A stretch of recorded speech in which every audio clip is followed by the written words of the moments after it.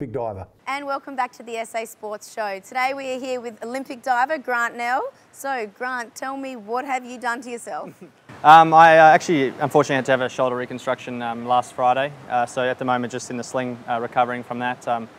It's the second shoulder reco I've had now after the 20 years of diving. So in terms of the years and only 2 recos, I'm pretty happy with that. So why do you actually have to have a reconstruction? Like, what does diving actually do to your body to make you have to go in for surgery? Unfortunately for this, it was just an injury that happened in Rio. The first time I had it done, I dislocated my shoulder. When you jump off the 10-metre platform, as you would know, you hit the water, at about 80 to 86 k's an hour, and when you hit a bit wrong, with a bad angle, then unfortunately things go wrong to your body, and that's basically how it's happened. So. Okay, so you're just in recovery mode now. Yep. And so looking forward to the future, you want to go to another Olympics, maybe Commonwealth Games? At the moment, definitely looking at Commonwealth Games. It's only 17 months away, so we'll look at doing that. And it's having such a great venue here at in Adelaide and the Dryland Centre and the support of Sassy and stuff is just great. And Diving Australia helping me with my rehab. It's just definitely a goal that I have at the moment. That's pretty exciting. So will this take long before you get back into the swing of things with training, or? Yeah, it's going to be quite a while, unfortunately. It's another, as I said, another few weeks in the sling, and then by the time I get back in the pool, it's probably going to be 3 or 4 months. Okay, well hopefully good luck for your recovery and hope it goes well. Thanks. But take us back to Rio. What was that like? Obviously your first time as an Olympian, walking into the village. How does that feel? Oh, I mean, it was an absolute dream come true. As you would have found out in London yourself, but the opening ceremony, the closing ceremony, getting to sit and meet other athletes like Sam Groth or watching the women's rugby sevens win the gold medal. It was just an absolute dream come true for myself. And I had my family there watching me and support back home. And obviously the Australians back home were watching. It was just, it's hard to describe because it was so much fun. Does it feel like a lifetime ago already now, or not so bad, just like it happened? Yeah, it actually feels like a lifetime ago, and it's only been sort of 2 months now. But as things go on, and now I'm just trying to get this sorted and look forward ahead and see what the future holds. That's exciting. So when you obviously over in Rio, did you meet lots of people from other sports and make new friends? And what's that like, meeting different people? Oh, it's fantastic. We met so many people. You walk into the food hall and it's about the size of 20 Bunnings warehouses.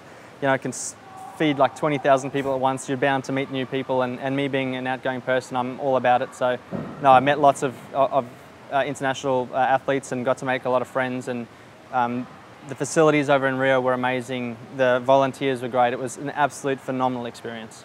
That's great. So you're not from Adelaide originally, you're not even from Melbourne originally, from South Africa. So why Australia, and then why the move to Adelaide for you? So my family and I immigrated to Australia back in 2000. Not only for financial reasons, but also for safety reasons. My parents decided to bring up a young family. It was better to do it here in Australia. And we made a move back then, and so I started diving over in South Africa and then transferred that over here, or in Melbourne. And then I moved to Adelaide about 18 months ago because I really wanted to give a really hard push for Rio Olympics. The facilities here, the coach, Michel LaRouche, he's absolutely amazing. He coached my idol, Alex Departie. And Michel himself has had so many Olympic medals from his athletes, so he was someone I really wanted to be involved with. And the community here, the diving community, is fantastic in South Australia, and it's just been such a blessing to be involved. That's great. So do you feel like moving to Adelaide was something that you needed to do? Do you think you would have made Rio Olympics without making that big change to move here? Definitely not. I would not have made the Olympics, that's for sure. I had just too many distractions back in Melbourne. Not that that's a good or a bad thing, it's just I really needed to sit down and focus and really nut out everything we needed to do to get to the Olympics. Cool. So looking forward, obviously, after your rehab, you're a springboard diver. Is synchro something you would like to do again, or just individual? What are you thinking? Well, in the synchronized, you've got to do the same dive as individual anyway, so definitely. I mean, we've got a new diver, Kevin Chavez, who's emigrated from Mexico a few years ago. I'd love to give it a try with him, or maybe James Conner again. Him and I work very well. The depth in men in Australian diving is starting to grow, so even local boys here like Matt Carter or Brody Scapins, hopefully they can step up and represent Australia well in the coming Junior Worlds and then Commonwealth Games. There's potential there as well.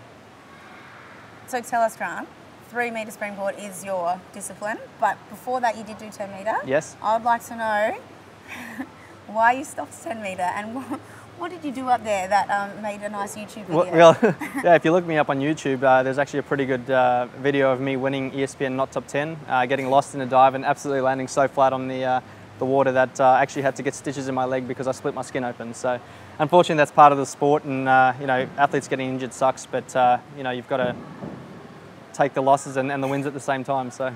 Is that when you stopped 10 metre, or did you continue after for a little while? No, so once I had my first shoulder reconstruction, I was advised probably not a good idea to do it, and that's why I stuck to the springboard. And yeah, I really love doing springboard. Look, I miss 10 metre, but I don't miss training it. It's pretty scary up there.